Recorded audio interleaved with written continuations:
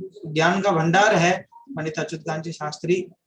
बहुत लाभ ले, बहुत मैं सच्चे हृदय से कह रहा हूँ आप सबको, जितना लाभ आप इनसे ले सकते हैं इतना। मैं शास्त्री प्रथम वर्ष जो आपका सफल हो सकता है, विद्यार्थी दौर से मैं देख रहा हूँ अच्युतकांत शास्त्री को, कोई कार्यक्रम नहीं छोड़ते थे और बहुत अच्छे से उन्होंने लाभ लिया है और अध्यापन भी बहुत अच्छा कराते हैं। मैंने कहा था आपको, अध्यापक से ज्ञान प्राप्त करना तो बहुत विनम्र होकर के, तो बहुत अच्छे से आपको वे जे जो अपेक्षा कर रहे हैं वो उसमें आपको खरा उतरना होगा। तो इस बात को ध्यान रखें। और संयोग से ऐसा मैं आया, जब ही वो वीडियो के लिए कह रहे थे तो मुझे अच्छा नहीं लगा।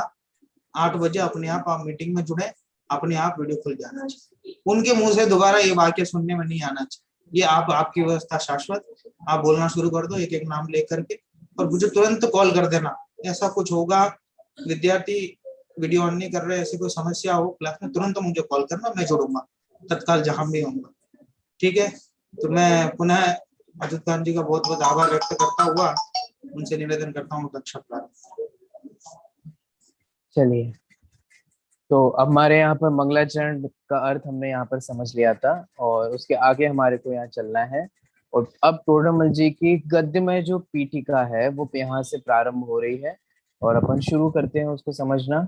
अब आप लोगों को मंगलाचरण का अर्थ देखो, मैं चाहता तो इसको एक दिन में ही समझा सकता था, लेकिन मेरा ऐसी भावना थी कि आप लोग इसके दो दो ही छंद को समझें लेकिन अच्छे से समझें। ठीक है, अब आप जब भी इसको पढ़े ना तो आपको पूरा अर्थ ख्याल में आना चाहिए। चलिए अब आगे बढ़ते हैं अपन। और मंगलाचरण के बाद जो यहाँ पर गद्य प्रारंभ होता है उससे अपन शुरू करते हैं। पहला ही पेज नंबर है, देखिए।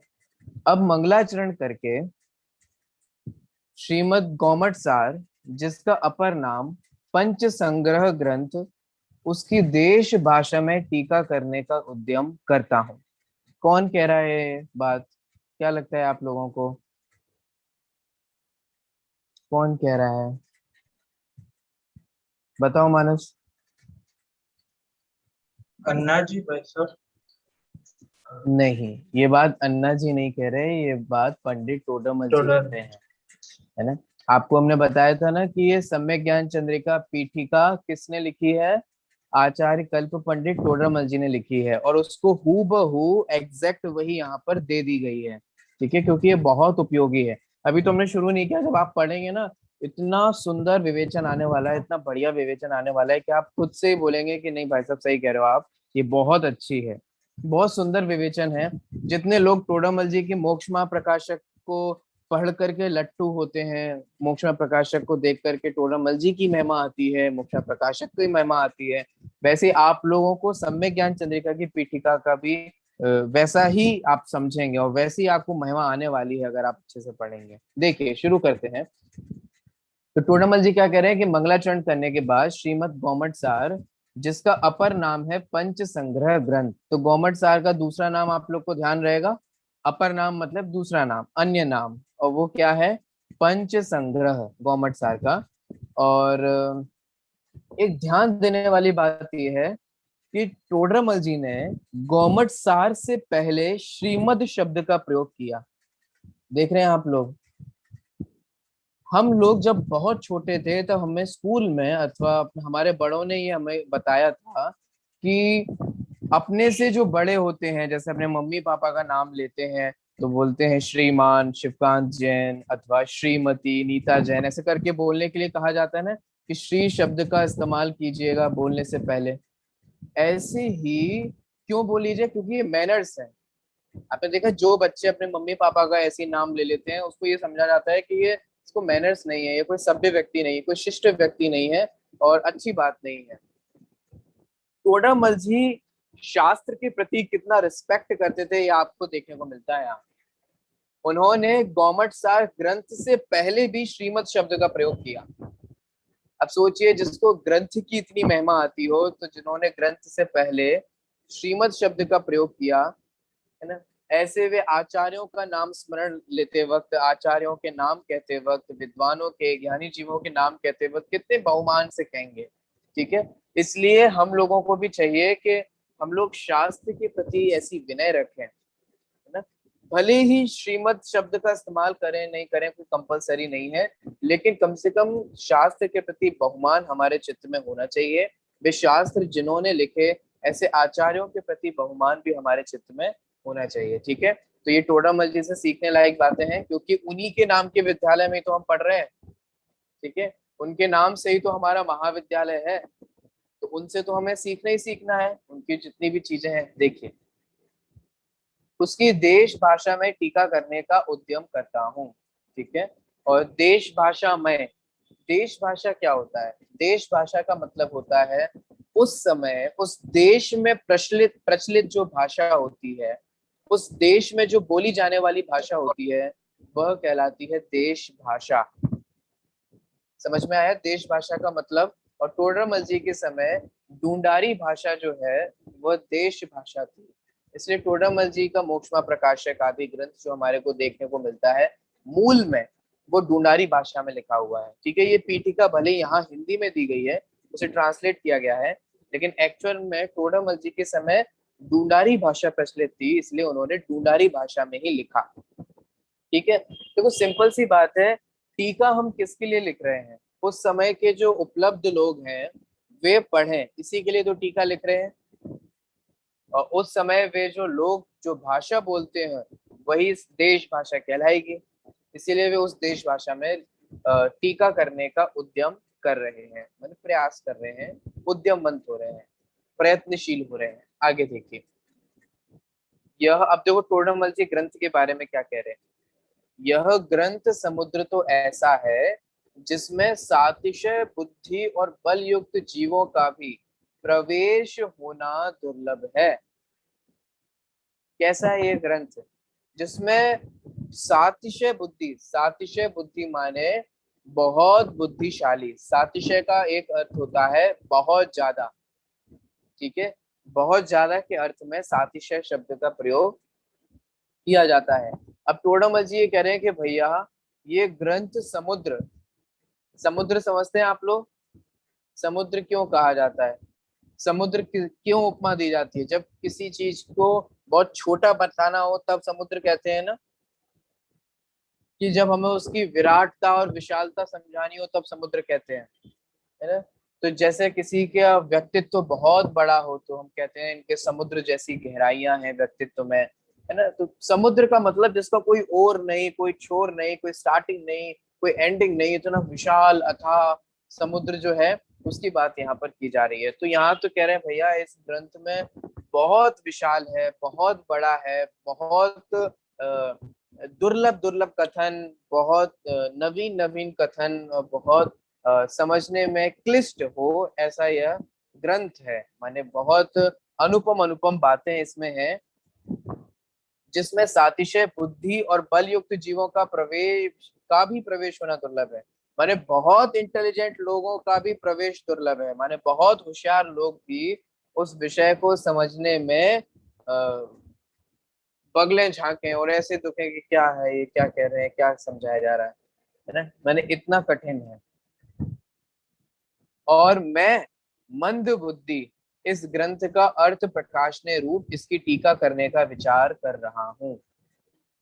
देखो टोडरमल जी अपना यहाँ पर कितनी लघुता रखते हैं, आप देख रहे हैं ये व्यक्तित्व में। अभी हमारे को 1 साल 2 साल पढ़े हुए होता नहीं है और हमारे को लगता है कि हाँ हम सब सब जानते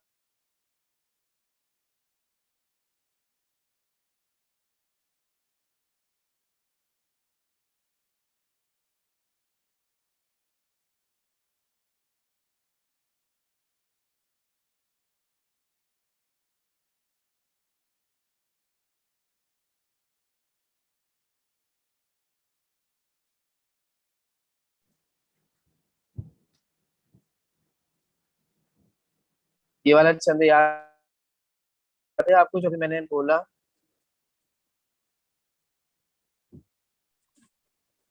भैया आपकी आवाज नहीं आई अभी। आवाज आ रही है आपको? हाँ अब आ रही है। चलिए, तो मैंने एक छंद बोला था, एक छंद की पंक्ति बोली थी, वो आपको सुनाई दी? नहीं सुनाई दी? देखिए मैं आपको दोबारा बोल देता हूँ। मैं तो आपसे ये कह रहा हूँ कि देखो टोडरमल जी की लघुता, टोडरमल जी कितने ज्ञानवान थे और फिर भी क्या कह रहे हैं, मैं मंद बुद्धि। इस ग्रंथ का अर्थ प्रकाशने, अर्थ प्रकाशने माने लोगों को इसका अर्थ बताने, अर्थ प्रकाशन में लाना माने लोगों को उसका अर्थ बताना। और इसके लिए मैं ये टीका लिखने के लिए उद्यमवंत हो रहा हूँ। अब विचार करने वाली बात यह है कि टोडरमल जी जो इतने ज्ञानवान थे, वे अपने आप को क्या कह रहे हैं, मंद बुद्धि कह रहे हैं। और हम यहाँ पर 1 साल 2 साल पढ़े हुए होता नहीं है, कुछ जानते नहीं है, कुछ जानते नहीं है, दो इक्का दुक्का यहाँ से कुछ ज्ञान ले लिया, यहाँ से कुछ ज्ञान ले लिया, और अपने आप को क्या समझते हैं, द्वीप एव मदान्त समभवम। याद है ये कहाँ की पंक्ति है, किधर की, सुना लग रहा है ये छंद आपको? यदा किंचित हम द्वीप एव मदान्त समभवम तदा सर्वज्ञोस्मीति भवदम लिप्तः मम मनः। कहाँ का है, याद आया? नीति शतक। हाँ, 2-3 लोगों को याद आ गया। नीति शतक का छंद है ये भर्तृहरि का। जिनको याद आया कॉन्ग्रेचुलेशंस, आप बधाई के पात्र हैं, आपको याद आना ही चाहिए था। और जिनको याद नहीं आया भैया, आपको विचार करने लायक है कि आपको क्यों नहीं आया। बहुत इतना फेमस है, मैं तो कह रहा हूँ नीति शतक आप सबको याद होना चाहिए। ख्याल में आ रहा है? और अगर याद नहीं होना तो सही बता रहा हूँ मैं, कलंक हो। नीति शतक याद नहीं, इष्टोपदेश याद नहीं, छैडाला याद नहीं, पंक्तियां याद नहीं, ऐसा नहीं करना चाहिए, है ना? गलत बात है, हमारे लिए अच्छी बात नहीं होगी। ये तो हमें सब मुंह जबानी याद होना चाहिए। तो नीति शतक में भर्तृहरि कहते हैं कि जब व्यक्ति को, मुझे थोड़ा ज्ञान था, यदा किंचित ज्ञोहम, जब मुझे थोड़ा ज्ञान था तो मैं ऐसा समझ रहा था मैं सर्वज्ञ हूँ। लेकिन जैसे जैसे हम अपने से अधिक बुद्धिमान लोगों के पास आते हैं, उनसे सीखते हैं, उनसे समझते हैं, तब हमें समझ में आता है कि भैया हम तो बहुत मंदबुद्धि हैं। और वास्तव में विचार करके देखा जाए, हमारे को कौन सा ज्ञान है? हमारे को मति ज्ञान और श्रुति ज्ञान ही तो है। अवधि ज्ञान, मन परे ज्ञान और केवल ज्ञान के सामने हमारा ज्ञान बताओ क्या है? क्या वैल्यू रखता है हमारा ज्ञान केवल ज्ञान के सामने? सोचो। इसीलिए अपने आप को सर्वज्ञ समझने की कभी भी भूल नहीं करनी चाहिए। हमेशा नई नई बातों को समझने के लिए और सीखने के लिए तत्पर रहना चाहिए। यहाँ मैं टोडरमल जी के उदाहरण से आपको ये समझाना चाह रहा हूँ, जब इतने ज्ञानवान टोडरमल जी और इतने इंटेलिजेंट टोडरमल जी, जिनकी हम पाँव की धूल भी नहीं है वास्तव में तो, और जब वो इतने महान विद्वान के धनी होकर, इतनी विद्वत्ता के धनी होकर के अपने आप को ये कह रहे हैं कि मंद बुद्धि है, तो फिर हम लोगों को भी विचार करना चाहिए कि इतनी लघुता हमेशा हम अपने हृदय में रखें। ठीक है, ये हमेशा ध्यान रखना चाहिए कि हम ही कुछ नहीं है, हमसे अधिक ज्ञानवान भी बहुत है, बहुत अधिक है। ठीक है, तो समझ में आ रहा है टोडरमल जी के इस पैराग्राफ का भाव समझ में आया आपको?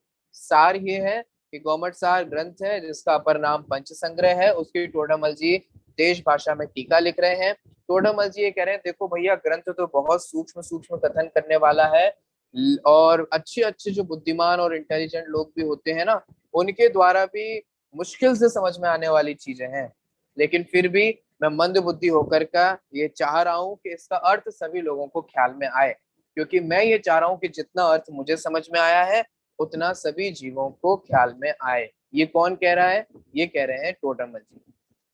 ठीक है, अर्थ समझ में आ गया?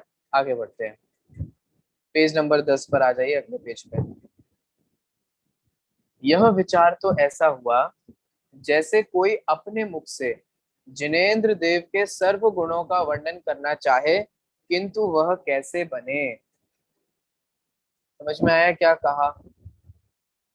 देखो, अमन को समझ नहीं आया, और कोई बात नहीं, उसको हम समझेंगे, मैं समझाऊंगा ही, इसीलिए हूं मैं। देखो, जिनेंद्र देव के क्या समस्त गुणों का वर्णन कर पाना शक्य है? भगवान के समस्त गुणों का वर्णन कर पाना पॉसिबल है क्या? पॉसिबल नहीं है, संभव नहीं है। क्यों नहीं है?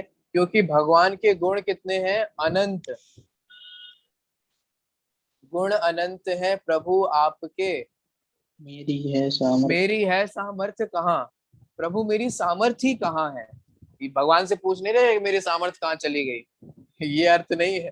वहां ये अर्थ है कि प्रभु मेरी सामर्थ्य नहीं है, आपके तो अनंत गुण है, मेरे में शक्ति ही नहीं है, मैं इतना शक्तिशाली नहीं हूँ, इतना सामर्थ्यवानी नहीं हूँ कि आपके समस्त गुणों का वर्णन कर सकूं।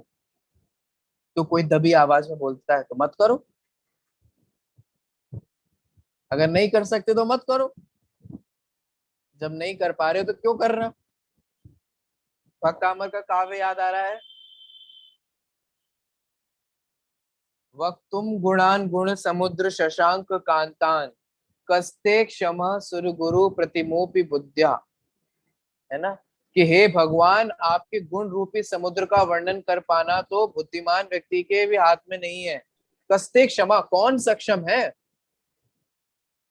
तो मांग तुंग आचार्य से कोई बोले तो मत करो, बोलो मांग तुंग आचार्य ने किया कि नहीं किया? अगर सक्षम नहीं है फिर भी उन्होंने भगवान के गुणों का वर्णन किया कि नहीं किया? किया। क्यों किया? क्योंकि रागवश, है ना, राग के वश। कितने उदाहरण दिए उन्होंने, प्रीत्यात्म वीर विचार मगी मगेंद्रम नाभेति किम निज शिशो परिपालनार्थम। प्रीति के वश होकर के शेर से भी भिड़ जाती है एक हिरणी, अपने बच्चे से प्रीति हो तो भिड़ जाती है कि नहीं भिड़ जाती है? और बहुत सारी आपके डिस्कवरी पर, नेशनल ज्योग्राफिक पे आपको इसके वीडियोस मिल जाएंगे देखने को, बहुत सारे चीजें देखने को मिल जाएंगे, जबकि उसके सामने वो क्या लगती है? कुछ नहीं लगती है, सोचो। लेकिन प्रीति एक कारण होती है। ऐसे ही भगवान के प्रति अनुराग हो, भक्ति का अनुराग हो, तो फिर ये नहीं विचार किया जाता कि हमारी शक्ति है कि नहीं है, सामर्थ्य है कि नहीं है। भगवान हमारी जितनी शक्ति होगी ना, हम अपनी पूरी शक्ति के अनुसार आपके गुणों का वर्णन करेंगे, लेकिन फिर भी आपके गुणों का संपूर्ण वर्णन कर पाना तो किसी के भी हाथ में नहीं। आप विचार करो, पिछले हजारों वर्षों में कितने ही कवि हो गए, कितने ही लेखक हो गए, कितने ही ग्रंथ लिखने वाले आचार्य और विद्वान और ज्ञानी जीव हो गए, और उन्होंने सभी ने अरहंतों की, सिद्धों की, आचार्य उपाध्याय साधुओं की भक्ति की। क्या संपूर्ण गुणों का वर्णन हो गया? अभी तक नहीं हो पाया, हो ही नहीं सकता। तो जैसे जिनेंद्र भगवान के समस्त गुणों का वर्णन कर पाना शक्य नहीं है, पॉसिबल नहीं है, वैसे ही टोडामल जी ये कह रहे हैं कि गौमटसार ग्रंथ के संपूर्ण अर्थ को बता देना मेरी बस की बात नहीं है। ख्याल में आया? समझ में आपको? देखो भैया, एक परंपरा समझिएगा, अरहंत परमेष्टि अपने केवल ज्ञान में जितना जानते हैं ना, उसका अनंतवा भाग उनकी दिव्य ध्वनि में आता है, ठीक है? और अनंत भगवान की दिव्य ध्वनि में जितना आता है, उसका अनंतवा भाग उनके प्रमुख गणधर समझ पाते हैं।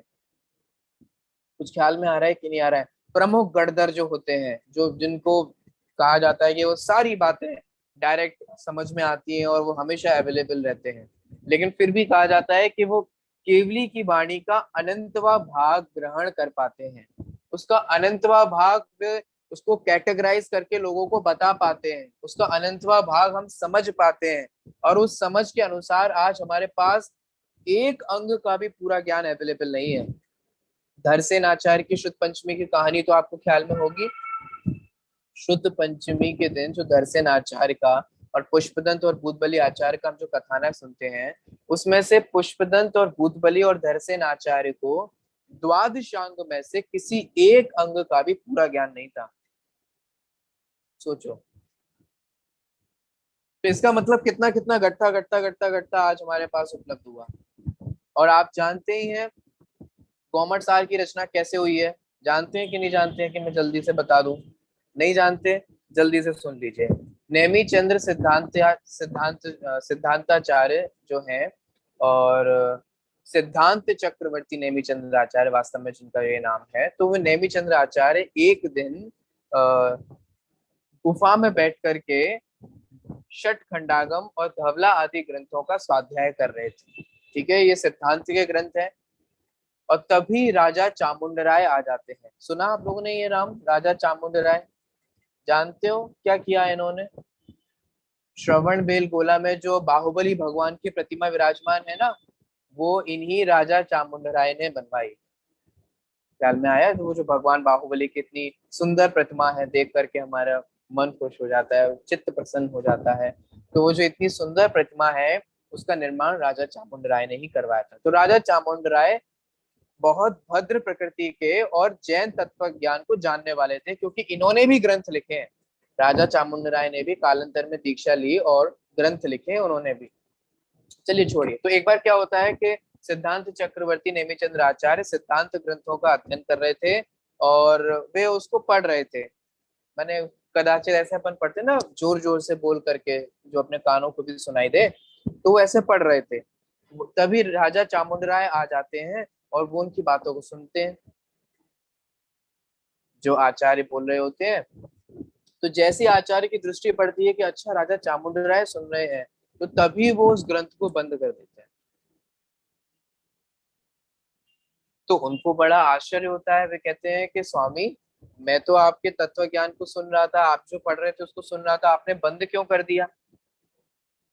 तो राजा सिद्धांत चक्रवर्ती नेमिचंद्राचार्य कहते हैं कि देखो भाई, ये जो धवला आदि के कथन है, षटखंडागम आदि की जो बातें हैं, ये तुम जैसे लोग जो राजनीति में रचे पचे हैं ना, जिनको साम दाम दंड भेद से अपना काम कराना पड़ता है, और भी पॉलिटिक्स में जैसे तुम जैसे राजा था ना, वो तो पॉलिटिशियन तो होएगी, तो तुम जैसे ये जो पॉलिटिक्स में रचे पचे जो लोग हैं ना, उनके लिए ये सिद्धांत ग्रंथ नहीं है, उनका चित्त इतना निर्मल नहीं होता। तो उसको कहा कि स्वामी, हमारे को भी समझना है, आप हमारे पे कृपा करके एक ऐसे ग्रंथ की रचना कीजिएगा जिससे हम जैसे जो तत्व पिपासु लोग हैं वो कुछ ग्रहण कर पाए। तो इसलिए सिद्धांत चक्रवर्ती नेमिचंद्र आचार्य ने राजा चामुंडराय के निमित्त से, जिसका दूसरा नाम गौमठ था, राजा चामुंडराय का दूसरा नाम क्या था? गौमठ, इसलिए उस गिरी को गौमठ गिरी कहते हैं। इसीलिए इस ग्रंथ को गौमठ सार कहते हैं, जिसमें जीव कांड और कर्म कांड के दो भेद हैं।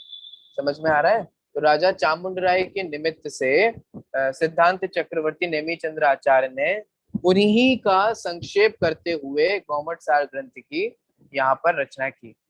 ठीक है, तो ऐसा ये गौमठ सार ग्रंथ है, जिसके लिए टोडामल जी ये कह रहे हैं कि भैया, इस गौमठ सार ग्रंथ का संपूर्ण वर्णन कर पाना और संपूर्ण अर्थ को बता पाना तो मेरे हाथ की, मेरे बस की भी बात नहीं है। कोई भी आचार्य ये दावा नहीं करते कि मैं सब बता सकता हूँ, कोई भी टीकाकार ये दावा नहीं करते कि मैंने सब बातें खोल करके बता दी। देखो, अमरचंद आचार्य ने समय सारची ग्रंथ की टीका लिखी, जिस इतनी सुंदर टीका लिखी जिसे पढ़ पढ़ करके हमें ऐसा लगता है कि कुंद कुंद आचार्य से लगभग 1000 साल बाद अमरचंद आचार्य देव हुए, और हमें लगता है कि ऐसा लगता है कि उन्होंने कुंद कुंद आचार्य का हृदय ही खोल करके और हृदय ही पढ़ करके वो टीका लिखी। लेकिन फिर भी अगर आप अमरचंद आचार्य से पूछेंगे कि आपने सब बता दिया, बिल्कुल एकदम कुंद कुंद आचार्य की सारी बातें बता दी, तो कहेंगे नहीं भैया, वास्तव में संपूर्ण अर्थ को बता पाना शक्य नहीं है, पॉसिबल नहीं है। टोडामल जी भी ये कह रहे हैं कि मैं ये दावा नहीं कर रहा हूँ। क्या दावा नहीं कर रहा हूँ? कि मैं गौमठ सार का पूरा अर्थ बता दूंगा और ऐसा कोई भी चीज नहीं छूटेगी। नहीं भैया, हम कहाँ मतिश्रुत ज्ञानी है।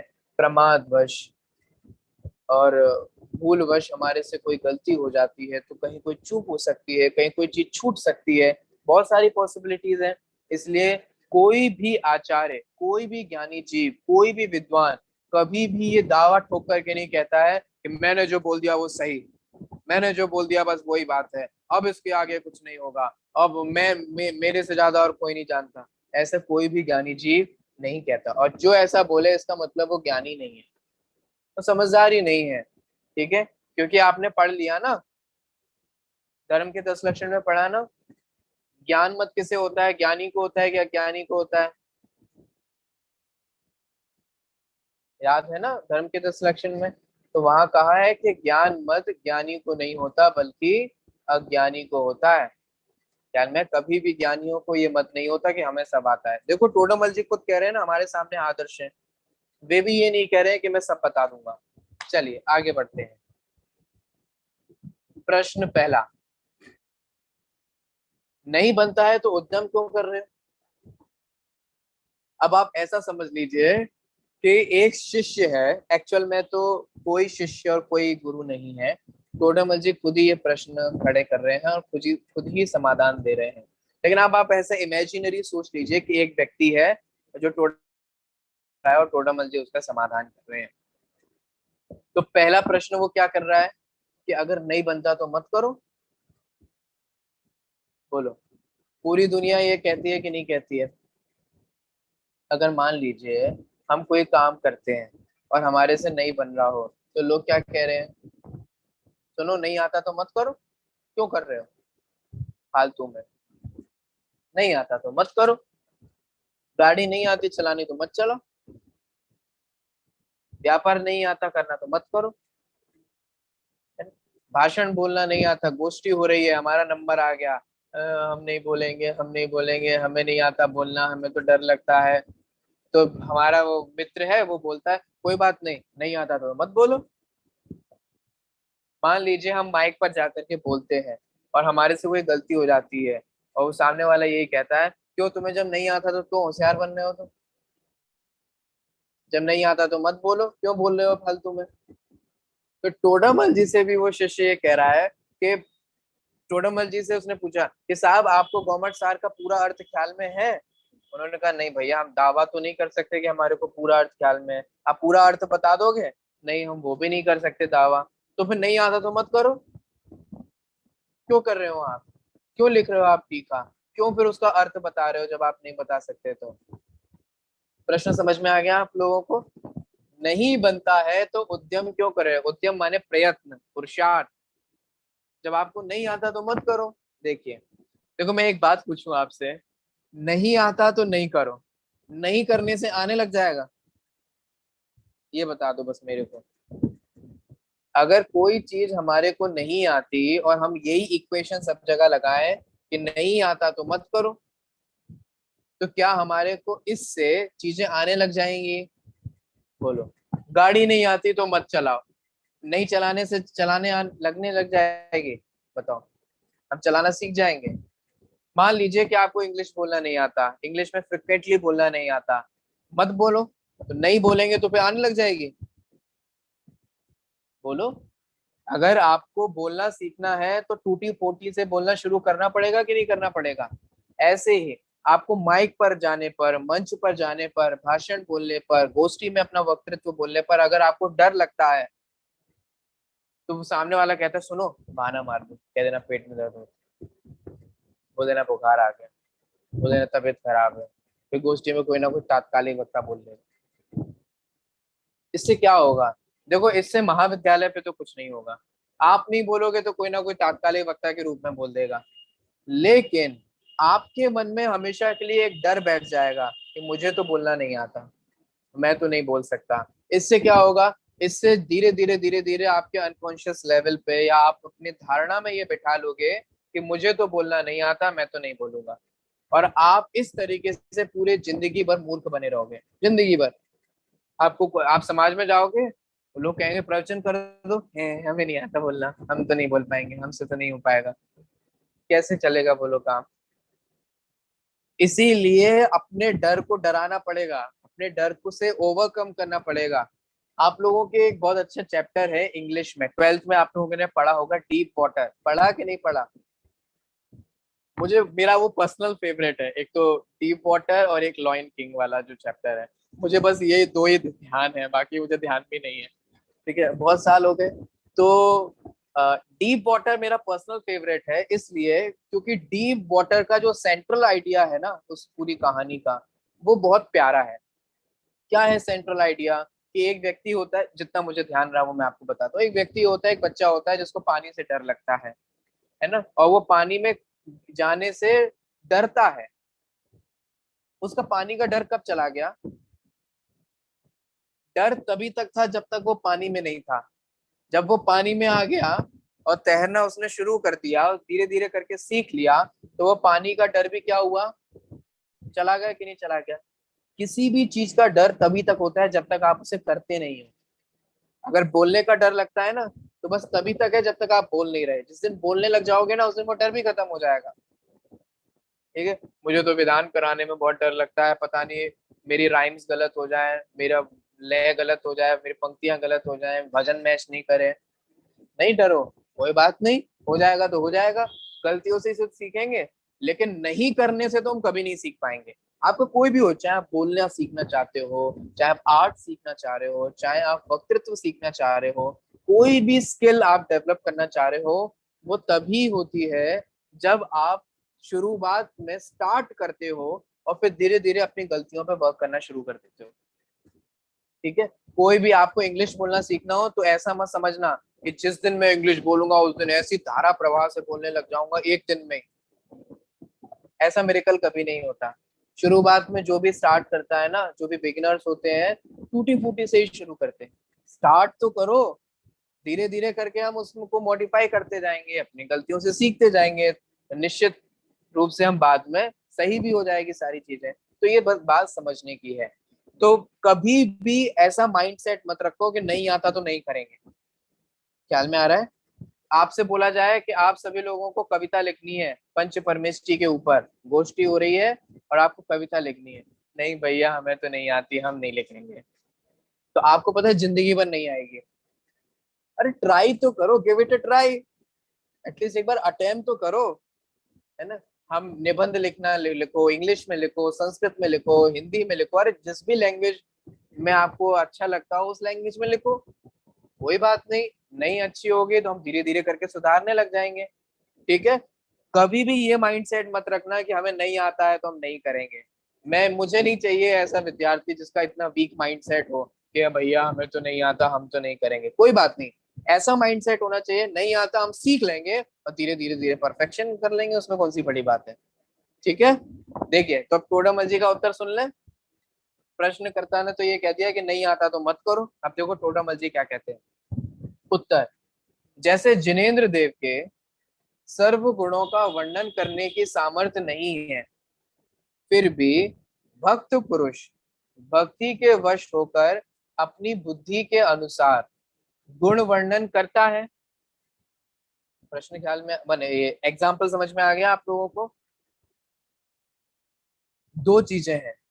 पहली बात, कोई भी भक्त भगवान के संपूर्ण गुणों का वर्णन नहीं कर सकता। ठीक है, ये पॉइंट क्लियर में आई, ये समझ में आ गया होगा, बहुत अपन बात कर चुके हैं इस पे। दूसरी बात, फिर भी वो वर्णन करता है। प्रश्न, क्यों करता है? फेमस होने के लिए, अपनी काव्य कला को दिखाने के लिए, अपने बड़प्पन को दिखाने के लिए? बोलो क्या पॉइंट होता है? सिर्फ और सिर्फ एक पॉइंट होता है, भक्ति के वश।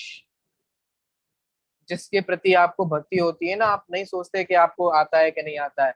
ये देखो हम 2 लाइन बोलना चाहते हैं, मेरा बहुत मन, मैं 2 लाइन बोलना चाहते हैं, बहुत मन है, ऐसे करके आप बोलना शुरू कर देते हो। जिसके प्रति भक्ति होती है, जिसके प्रति उपकार होता है, ऐसे ही भक्त पुरुष जिनेंद्र भगवान की भक्ति के वश होकर के, आता हो नहीं आता हो, टूटा फूटा जैसा भी हो रहा हो, जो भी हो रहा हो, अच्छी हो नहीं हो, वो तो भगवान की भक्ति करते हैं। वो ये सोच कर नहीं करता है कि आगे आने वाली जनरेशन मेरी भक्ति को पढ़ेगी कि नहीं पढ़ेगी, फेमस होऊंगा कि नहीं होऊंगा, इसकी वजह से भगवान की भक्ति नहीं की जाती। भगवान की भक्ति तो भगवान के बस भक्ति के वश होकर की जाती है। प्रीत्यात्म, ये हमेशा ध्यान रखना, प्रीति के वश होकर। भक्ति भी प्रीति, प्रीति भी राग की ही पर्याय है, भक्ति भी राग की भी एक पर्याय है ना, दोनों का संबंध राग से ही है। तो भगवान के प्रति, भगवंतों के प्रति, भगवंतों के गुणों के प्रति, उनके मार्ग के प्रति जैसे अनुराग होता है, उसकी सहज ही भगवान के प्रति भी भक्ति होती ही होती है। तो 2 बातें समझ में आ गई आपको। भगवान की भक्ति करने में समर्थ नहीं है लेकिन फिर भी भक्ति के वश करते हैं। अब सिद्धांत समझिए। उसी प्रकार इस ग्रंथ के संपूर्ण अर्थ का प्रकाशन करने की सामर्थ्य ना होने पर भी अनुराग के वश मैं अपनी बुद्धि अनुसार गुण अर्थात अर्थ का प्रकाशन करूंगा। कुछ ख्याल में आया? जैसे भक्त पुरुष भगवान के संपूर्ण गुणों का वर्णन नहीं कर सकते, ऐसे ही टोडामल जी भी कह रहे हैं कि मैं भी इस ग्रंथ के संपूर्ण अर्थ को नहीं बता सकता, लेकिन जैसे भक्त पुरुष भक्ति के वश होकर भगवान की भक्ति करते ही करते हैं, ऐसे ही मैं अनुराग के वश होकर के, किससे अनुराग है आपको? भगवान से, भगवान के प्रति तत्व से, माँ जिनवाणी से और अन्य सभी साधर्मियों से। क्या करें, अपन को जो तत्व मिल गया हो और उसी सामने वाले व्यक्ति को देखें कि वो उस तत्व के अभाव में दुखी है, तो सहज ही विकल्प आता है कि हमें जो निधि प्राप्त हुई है वो सामने वाले को भी मिल जाए। आपको विकल्प आता है, आपको भी तो ऐसा लगता है कि नहीं लगता होगा कि आपको जो बात समझ में आई है वो आप किसी दूसरे के भी बताएं, आगे किसी अपने घर घर लोगों घर वालों को बताएं, अपनी समाज वालों को बताएं, अन्य किसी लोगों को बताएं। मुझे तो शुरू से ये बात हमेशा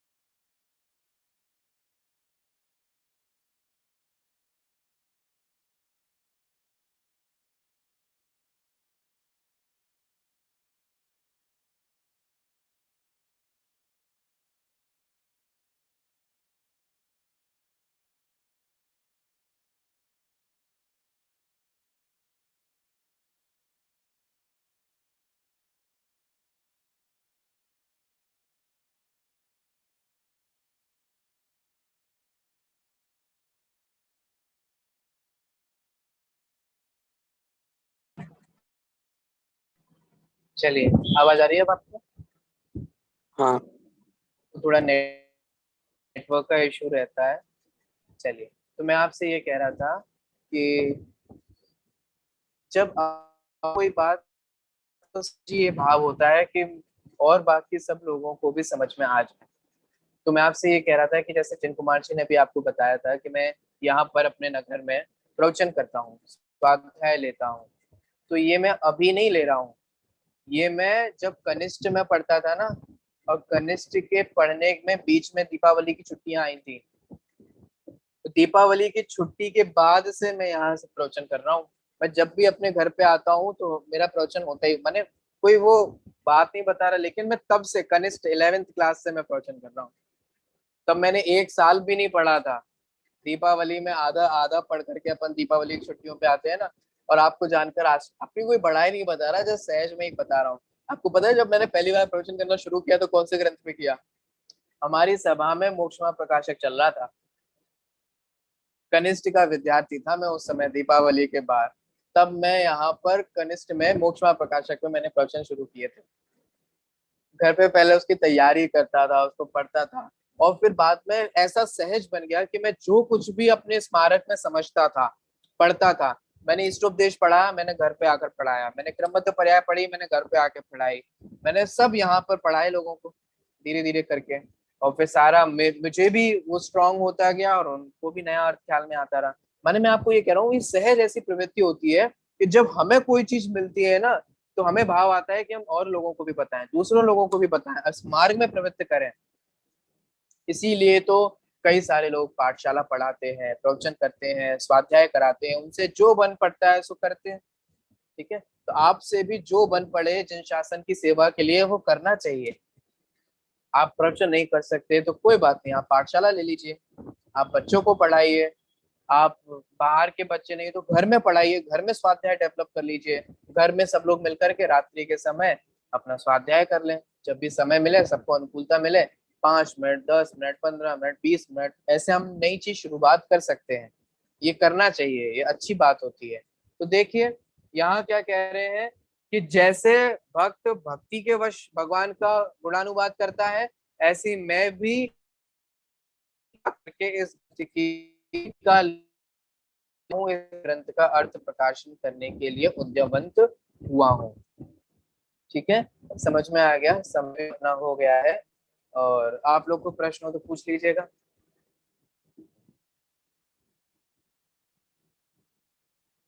भैया आपने हाँ जो बोलिए गोमट माने। गिरी बताया था बीच में, वो गोमट गिरी जहाँ नेमिचंद्र आचार्य जो ग्रंथ पढ़ रहे थे, उस वो पहाड़ गोमट गिरी कहलाया?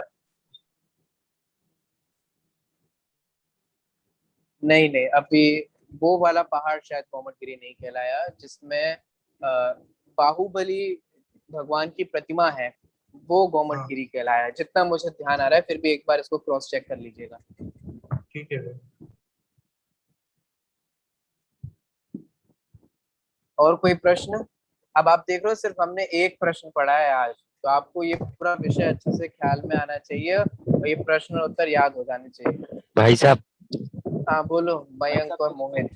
सम्यक ज्ञान चंद्रिका की टीका दी गई है, मतलब सम्यक ज्ञान चंद्रिका दी गई है, वो प्रस्तावना के रूप में। आवाज नहीं आ रही आपकी, आवाज नहीं आ रही आपकी। भाई साहब अब आ रही है? हेलो, अब आ रही भाई साहब आवाज? वो इसमें जो सम्यक ज्ञान चंद्रिका टीका दी गई है वो मतलब प्रस्तावना के रूप में दी गई है। सम्यक ज्ञान चंद्रिका की प्रस्तावना ही दी गई है, टीका नहीं दी गई। टीका तो बहुत बड़ी है, इतना मोटा ग्रंथ है। और जो गुण स्थान विवेचन ये ग्रंथ है वो गोमट सर जी से मतलब उसी के उद्धरण से लेके लिखा गया है कि वो इनकी स्वयं की रचना है, यशपाल जी की। हाँ पूर्व देखो स्वयं की रचना कैसे होगी, ये तो सब केवल ज्ञान गम्य विषय है ना। हाँ। पहली बात तो ये समझना चाहिए। ठीक है, तो सब केवल ज्ञान गम्य विषय है, तो शास्त्र के आधार के बिना कैसे कहा जा सकता है। इसलिए पूर्व ग्रंथ जो गोमट सार आदि हैं उनकी आप धीरे धीरे पढ़ेंगे ना, जब आगे बढ़ेंगे गुणस्थानों का स्वरूप, तो गोमट सार आदि की मूल गाथाएं भी हैं, फिर धवला के अंश भी हैं, तो ये सब षटखंडागम आदि के विषय भी हैं, धवला के विषय भी हैं, गोमट सार के विषय हैं। तो उन सभी ग्रंथ मिला करके सरल भाषा में उन सभी का कंपाइलेशन किया गया है। और बीच बीच में अन्ना जी ने अध्यात्म का तड़का लगाया है, जो एक उनका नया कार्य है या उनको उनकी देन हम कह सकते हैं। तो धीरे धीरे जब आप पढ़ोगे ना तो आपको समझ में आ जाएगा। जी भाई।